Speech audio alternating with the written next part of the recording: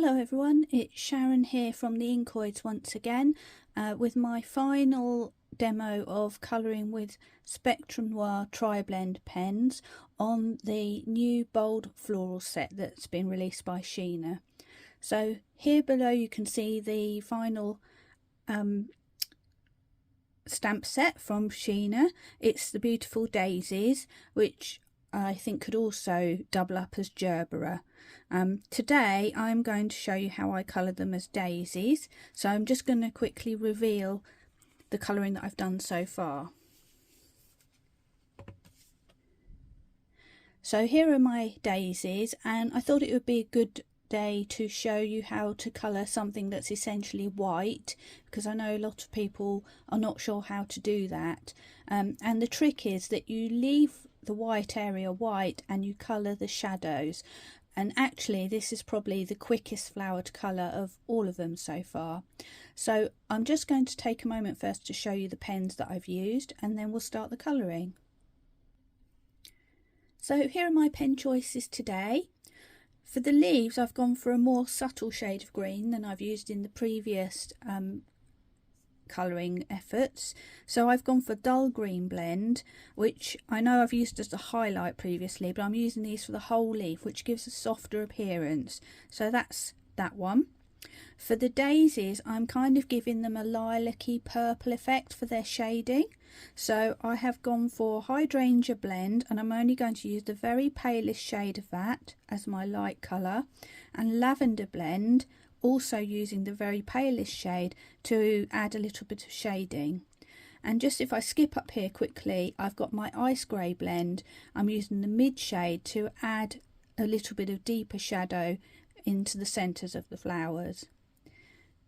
Then for the very centre of the flowers I'm using citrus blend. I'm going to use the middle shade, and then I'm going to add to it and add depth and circulation of colour with my gold yellow blend, and I am going to use the mid and the dark shades, and you'll see how that works out as we go along. So now it's time to get on with the colouring.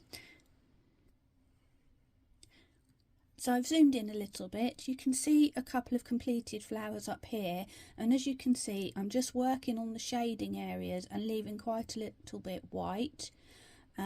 We're also going to demonstrate how to do the middle part here with some dotting techniques, and these are the leaves that I mentioned, which are a softer colour than my previous colouring videos. I'm not going to do that today because the technique is exactly the same, so I will revisit it another time, but we'll just stick to the daisies for now. And the one I'm going to colour is this one here. So I am going to start with my lightest colour from my hydrangea blend, which is HB1, and this is really simple to do. It's a nice one to start with if you're new to this kind of colouring, because all we're going to do is from the middle just start flicking out, and where there's petals that are behind we're going to flick out on those as well, or anywhere we think where there'll be any shade. So also at the top end of the petals, if we think they're curving down, we can put a bit in there. This one I think is curving that way, so I'm putting there. And you can see there's no skill to this, I'm literally just flicking lines. Now I'm going to work my way around, but in a little while I'm going to turn the page around a bit, because you want to be flicking, for me anyway, I like to flick away. So I'm going to move the page to make that easier for myself basically.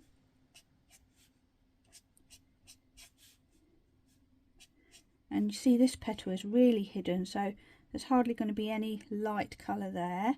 There's a little tiny one there sticking out, and this one curves under at the end, so I'm doing a bit more flicking there. Turning the page again. This is where that Crafter's Companion turntable would come in handy if you've got one of those. I haven't, so I'm just going to resort to the manual method. There we go, we're nearly all the way round. One more turn. Again, carrying on, flicking where I think there might be some shade, and that's completed the circle. I've just spotted one that I thought needs a bit more. There we go. So that's the first colour. Then I'm going to go in with my lavender blend, again sticking to the lightest shade, which is LV1.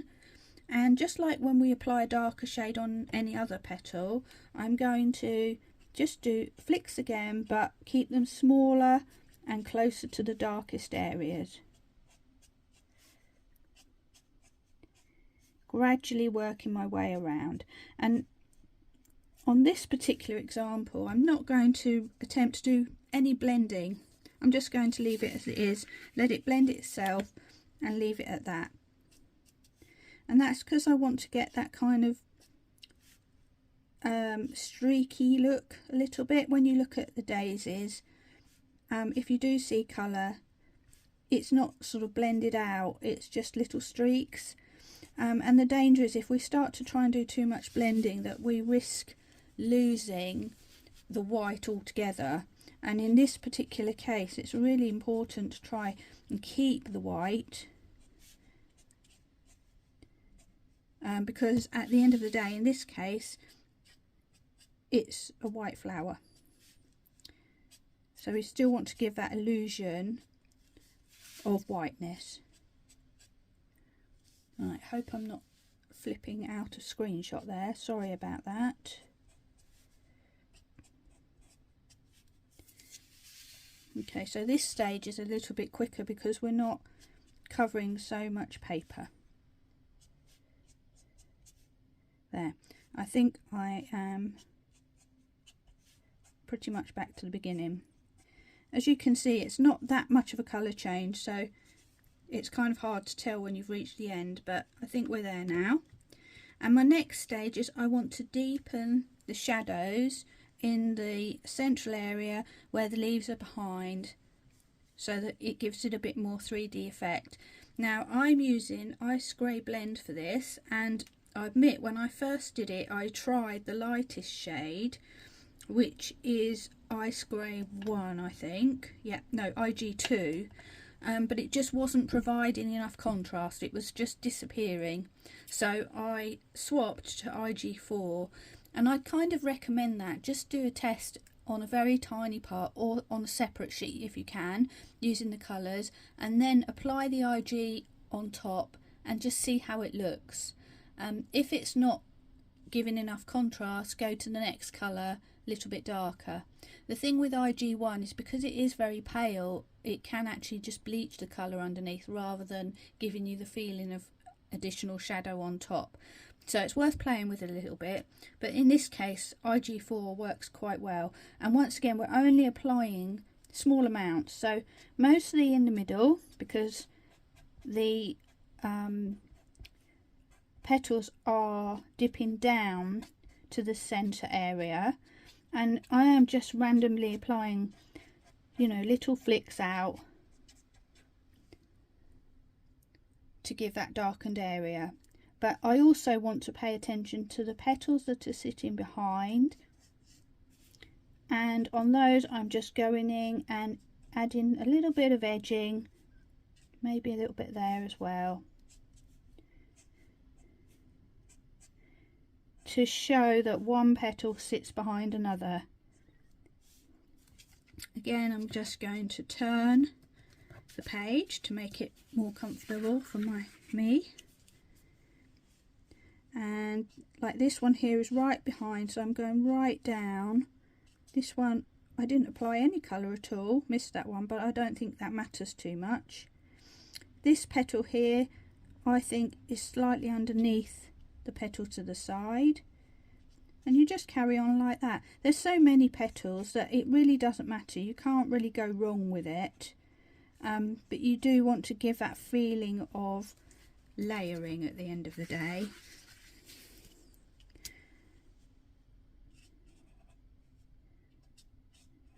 So there we go, we're nearly there now, I think.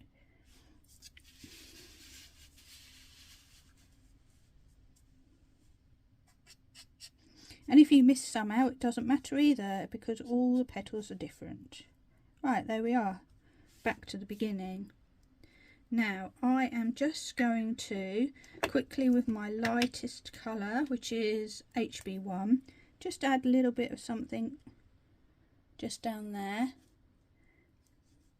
because I felt like that needed it. And that one that I saw, I've just added a bit of extra shade there. So you can go in and tinker with it when you feel you need to.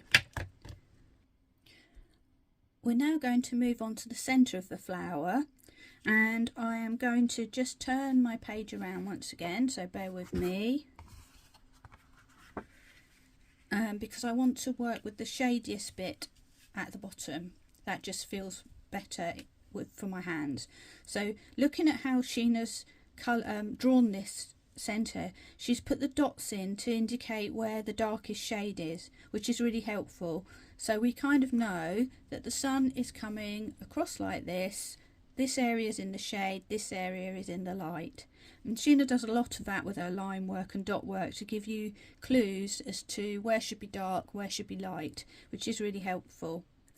So for this flower centre, which is probably the most involved one of all of the ones we've done, but still nice and simple, I'm going to start with my citrus blend, and I'm going for the mid shade, which is CT2, and I am going to colour all over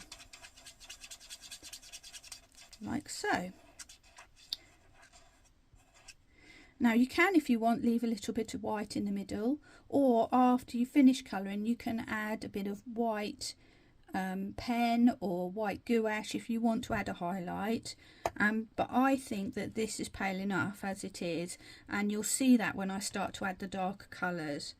So my next pen choice is the gold yellow blend. I really love these colours. They're sort of browny golden yellow, nice and rich. And I have gone for GY3, which is the mid-tone, to add my mid shade. And the way I'm doing this, Sheena's used dots, so that's what I'm going to do. So I am just dotting randomly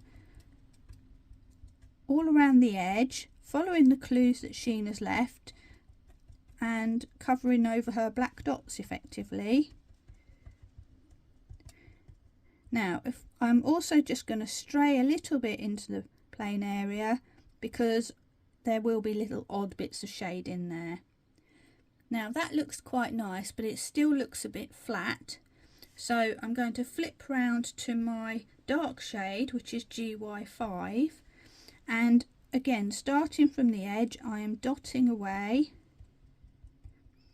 and adding a few more dots in the darkest areas that Sheena's indicated. But I'm going to go all the way around with at least 1 or 2 dots, so that you can definitely see that there's a curve to the centre, and it's going down to where the shadow part is with the leaves.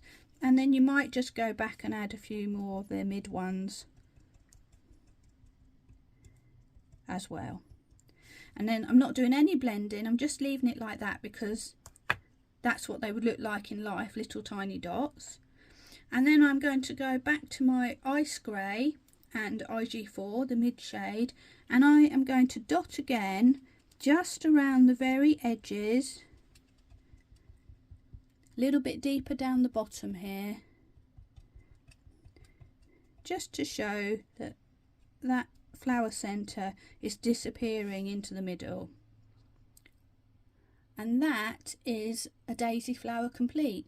So as you can see, that's a fairly quick one to do, and I may have mentioned this before, but I think if this is your first time and you don't know where to start with these daisies. I think they're the friendliest ones, the easiest ones to get you going. You don't have to worry too much about blending. You can choose different colours compared to the ones that I've done. You could use blues, you could use pinks, or you could make them into full-on vibrant gerberas if you wanted to, and colour the whole leaf. There's so many petals and leaves in here that you'll get plenty of practice, so that's going to look really nice for you. And then my final tip, which I haven't shown you on any of the videos, is to make the white flowers pop even more. I would take a coordinating colour and colour all around and inside the background areas. And for me, I would use one of the pens that has a brush nib rather than the pointy nibs, because you can cover the area quicker.